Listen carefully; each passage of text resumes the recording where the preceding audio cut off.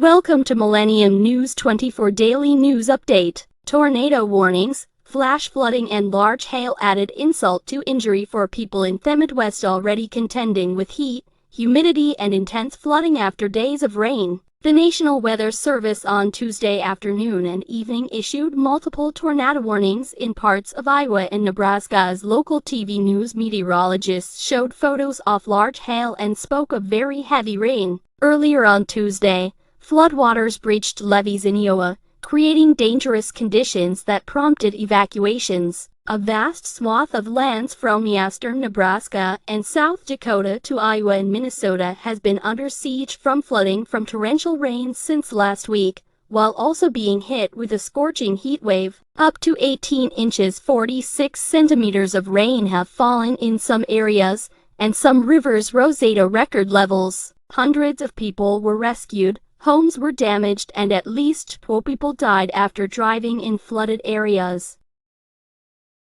The head of the National Transportation Safety Board said Tuesday that Norfolk Southern repeatedly tried to interfere with the agency's investigation into the East Palestine settlement and shape its conclusions about the flawed decision to blow open 5-tank cars and burn the vinyl chloride inside. The SBS also confirmed at Tuesday's hearing that Thief Brewery 2023 derailment was caused by a wheel bearing that video showed was on fire for more than 20 miles 19 kilometers beforehand but wasn't caught in time by inaccurate side detectors. The board also approved more than 24 recommendations to prevent similar disasters, including establishing federal rules for those detectors and the way railroads respond to them, along with reviewing how officials decide whether to ever conduct a vent and burn again. More than 36 freight cars derailed February 3, 2023, on the outskirts of East Palestine near the Pennsylvania border, including 11 carrying hazardous materials.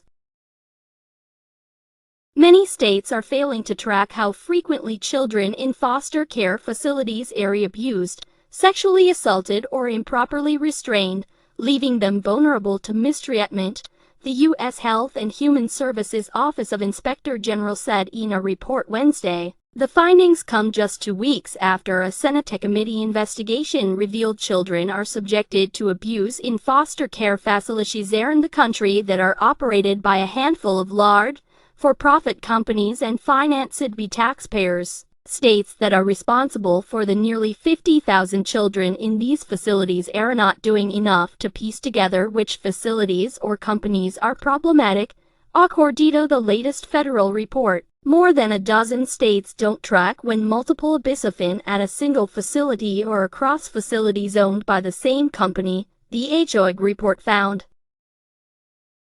The guilty plea by WikiLeaks founder Julian Assange brings a stunning conclusion to an international saga of the quixotic hacker who exposed government secrets. The deal reached with the U.S. Justice Department came after Assange spent 12 years either in self-exile or a British prison. He pleaded guilty to conspiring to unlawfully obtain and disseminate classified information relating to the national defense of the United States. The deal required him to admit guilt but also permitted him to return to Australia without any time in an American prison. An Australian editor and publisher, he is best known for having founded the anti-secrecy website WikiLeaks, which gained massive attention and notoriety for the 2010 release of almost 500,000 documents relating to the U.S. wars in Iraq and Afghanistan.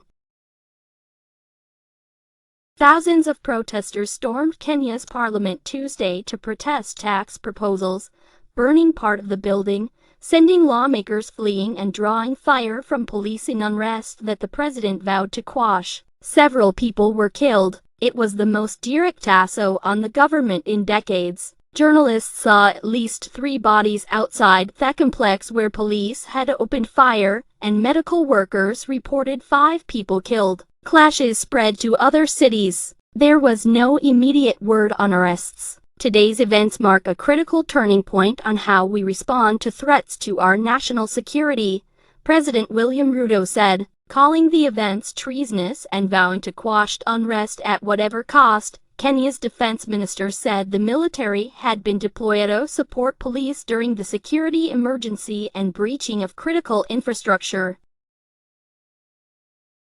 A short break from the daily English news of Millennium News 24. Stay tuned.